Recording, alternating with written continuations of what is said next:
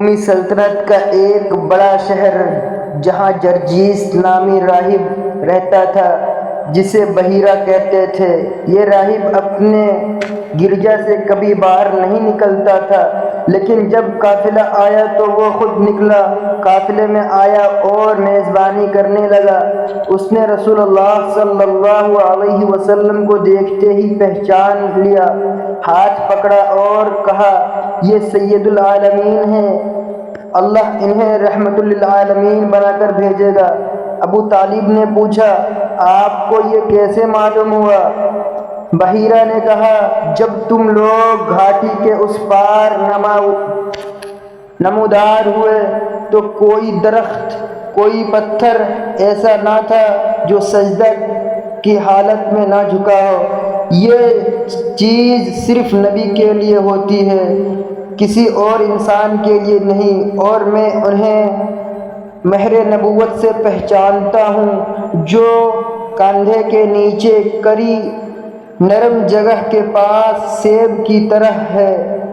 ہماری کتابوں میں بھی یہ لکھا ہوا ہے۔ جیسے کوئی شخص اندھیرے میں کھڑا ہو اور اچانک ایک روشنی آئے جو صرف ایک شخص کو چمکا دے، باقی سب اندھیرے میں رہے۔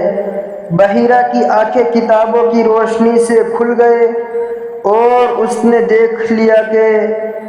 نے دیکھا کہ یہ بچہ وہ روشنی ہے جو دنیا کو روشن کرنے کے لیے آیا ہے۔ دل کانپ جاتا ہے نا بحیرہ؟ پھر بحیرہ نے ابو طالب سے کہا، انہیں شام نہ لے جاؤ، یہودی سے خطرہ ہے، واپس مکہ لوٹ جاؤ۔ ابو طالب نے فوراً غلاموں کے ساتھ آپ کو مکہ واپس بھیج دیا۔ آپ کی عمر 15 سال ہوئی تو جنگ فجار پیش آئی۔ ایک طرف قیصر اعلان، دوسری طرف قریش اور کنانہ کا کمانڈر حارب بن امیہ تھا۔ اس کی سنو شرافت کی وجہ سے سب اسے مانتے تھے۔ پہلی پہر قریش کا پلہ بھاری تھا، لیکن 2 پہر ہوتے ہوتے کنانہ کا پلہ بھاری ہو گیا۔ اسے فجار اس لیے کہتے ہیں کہ اس میں حرمت والے مہینوں اور حرم کی حرمت توڑی گئی، حرام کام ہوئی۔ اس جنگ میں رسول اللہ صلی اللہ علیہ وسلم بھی تشریف لائے، اپنے چچا کو تیر دیتے رہیں اور حرام کاموں سے دور رہیں۔ اس جنگ کے بعد ذی قعدہ کی حرمت والے مہینوں میں حلف الفضول ہوا۔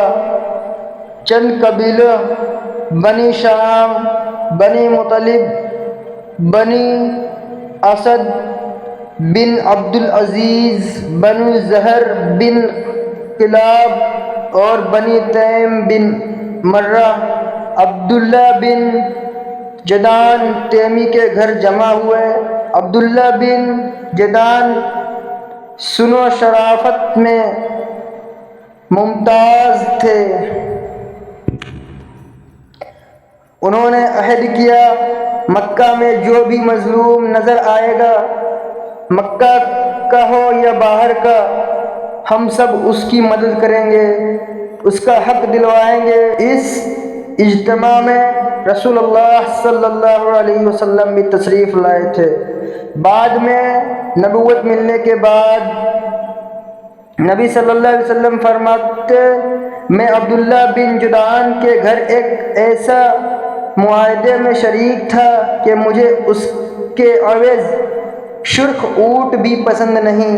اگر اسلام میں بھی مجھے اس عہد کے لیے بلایا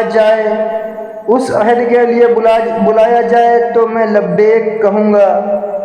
یہ سن کر دل باہر آ جاتا ہے، جیسے کوئی بوڑھا شخص اپنی زندگی کی سب سے اچھی یاد سنائے اور کہے، وہ دن تھا جب ہم نے مظلوموں کی مدد کا عہد کیا تھا۔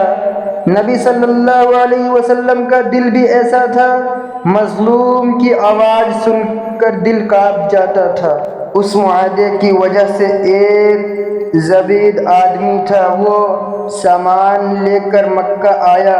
عاص بن وائل نے سامان خریدا مگر پیسے نہ دیے۔ اس نے اپنی حلف قبیلے سے مدد مانگی، کسی نے نہ دی۔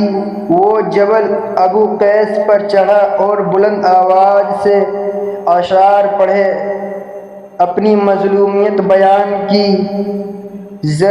زبیر بن عبد المطلب نے دیکھا تو دوڑ دھوپ کر قبائل جمع کیے، پہلے معاہدہ کیا، پھر عاص سے حق دلوایا۔ انفوان شباب میں نبی صلی اللہ علیہ وسلم کا کوئی معین کام نہ تھا، لیکن یہ بات متواتر ہے کہ آپ بکریاں چراتے تھے۔ بنی سعد میں بھی چراتے رہے اور مکہ میں اہل مکہ کی بکریاں چند قیراط کے عرض چراتے۔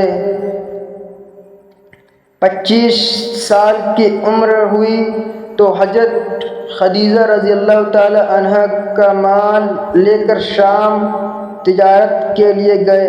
ابن اسحاق کا بیان ہے، حضرت خدیجہ معزز، مالدار اور تاجر خاتون تھے، لوگوں کو مال دیتے، مزاربت پر حصہ لیتے۔ پورا قریش تاجر پیش تھا، جب انہیں